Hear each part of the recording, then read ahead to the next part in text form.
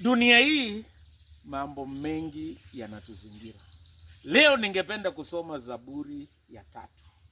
Zaburi ya 3 iliandikwa na Daudi. Na Daudi aliandika baada ya kijana yake anaitwa Absalom kumuasi. Na maadui wakamzingira. Hii dunia tunaweza zingirwa na mambo mengi. Kutoka kwa mawazo, kutoka kwa watu, na hata hali ambayo tunapitia. Lakini Daudi alijua amezingirwa, na yeye akaomba vitu viwili. Na hata mimi naomba mambo yakikuzingira uombe mambo mawili.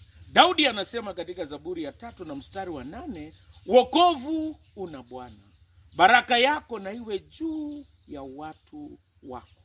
Mambo yakituzingira tukumbuke tunahitaji vitu viwili. Jambo la kwanza tunahitaji wokovu. Kwa nini tunahitaji wokovu? Kwa sababu sisi ni wasafiri. Sinyi mnasalamiana hamjamboni, wasafiri wa kwenda mbinguni. Na kwa sababu sisi ni wasafiri wa kwenda mbinguni, tunahitaji wokovu.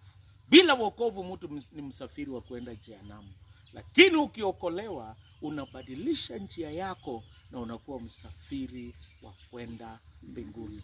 Jambo la pili tunahitaji wokovu ili dhambi isitutawale. Dhambi ya mawazo, dhambi ya wivu, ya fitina, hata ya tamaa. Tukiokolewa, si dhambi inatutawala, ni Yesu anatutawala. Jambo la pili, baraka za Mungu ziwe juu yetu. Ukiwa mkulima, unahitaji baraka ya Mungu. Ukiwa mwalimu ukienda shuleni, unahitaji baraka za Mungu. Ukiwa mke, unahitaji baraka za Mungu. Kila mtu anahitaji baraka za Mungu. Leo naomba Mungu akupe wokovu na baraka. Amen. Na yeye akufanikishe kwa kila jambo ambaye unafanya. Amen. Na tuombe. Baba mwenyezi na mwenye rehema, bariki mtumishi wako pamoja na mume wake. Bariki pia Baba mwenyezi, naomba watoto wake. Na hata anapoenda kuhudumia watoto, kwa neema yako umtangulie.